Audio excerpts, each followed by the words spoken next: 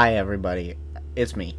And today we're going to be talking about One Piece, chapter 1054.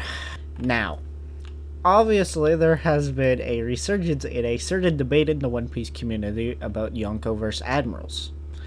And a little bit more information, along with a crazy amount of stuff happened recently in just one chapter. You know what? I was kind of worried for Oda. I gotta be honest. I did not expect him to pull this off. I honestly thought that this chapter was going to be disappointing to people.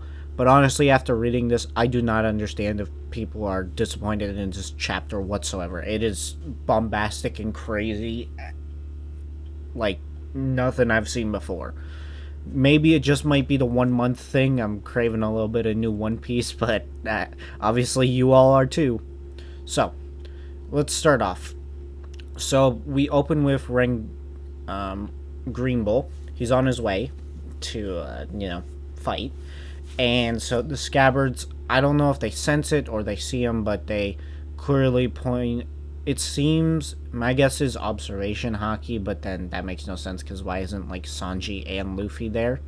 Because they both have it, but maybe they just, I don't know, though. Maybe it is a visual thing. I can't tell.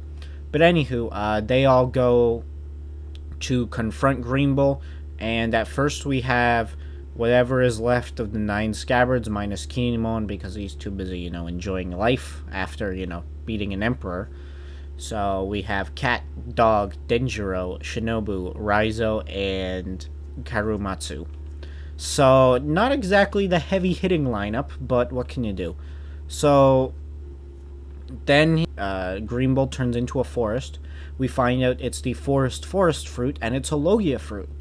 It does seem to be different than most Logias. However, it is an Admiral, so it could be awakened, because, Admiral...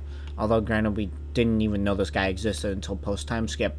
And also, flowers. Mwah! Delicious artwork. Delicious artwork.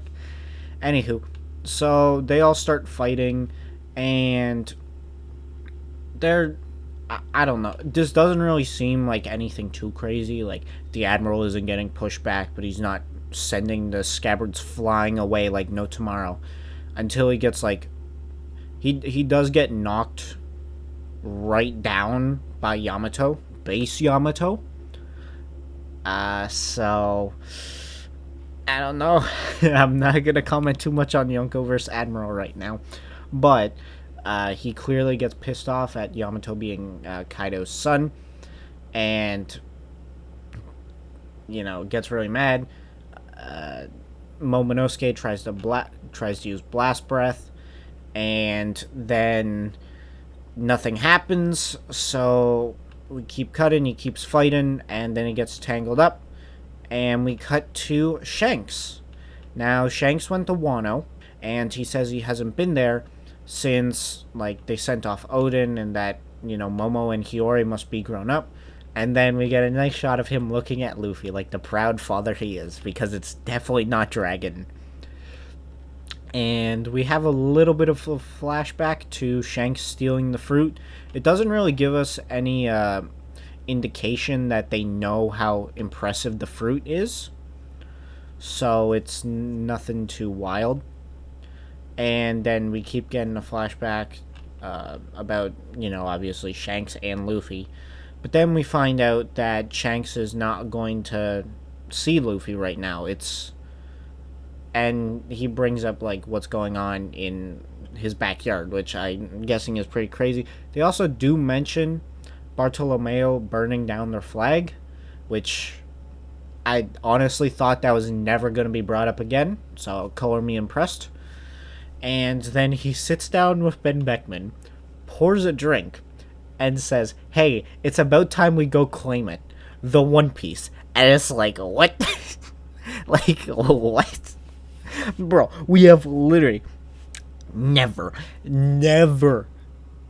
seen Okay, we have seen some pretty crazy stuff, but honestly, this is the biggest reveal in Wano. Screw Luffy's Devil Fruit Awakening. Honestly, I don't really care enough about that. Shanks is literally just about to go get the One Piece, because literally no one has any idea what Shanks does until he actually does it. When he was meeting up with Blackbeard or Whitebeard, we didn't know what was going to happen. And now we still don't know what's going to happen. We have no idea. He is unhinged. He must be stopped at all costs. He cannot keep doing this. And then, so we started hearing about Sabo. And he's apparently called the Flame Emperor now. So it's mostly because he killed, and I'm using killed in air quotes, the King Cobra from Alabasta. And we all know that's BS. We all know it's the Gorosei. And then we find out that during the attack, Vivi also went missing. So guess what? It's 100% the Gorosei. We all know it is. They're gonna try to play it as a twist, but it's not. We're gonna change.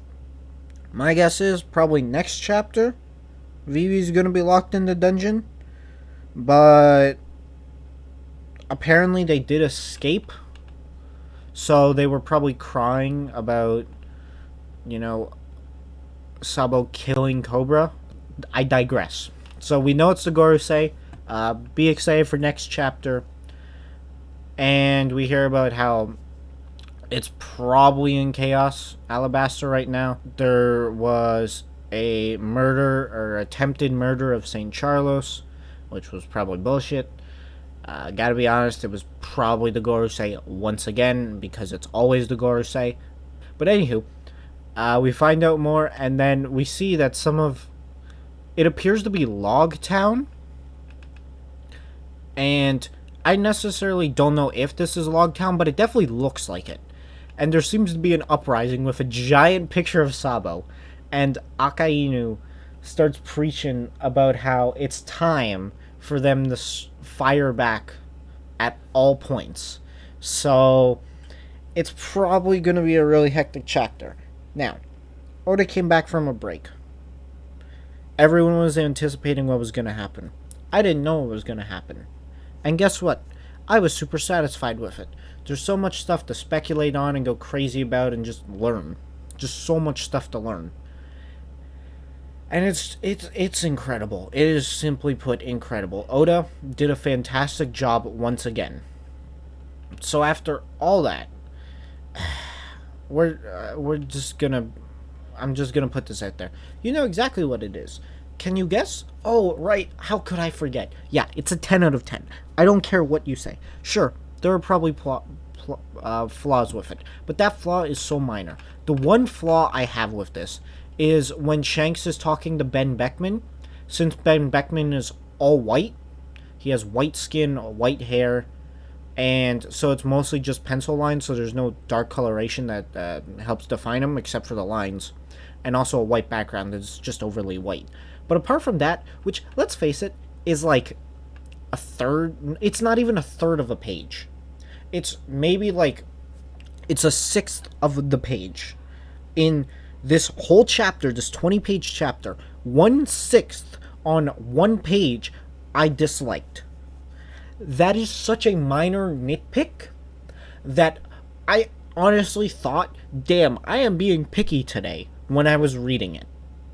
Because that's not something that I normally get bugged about.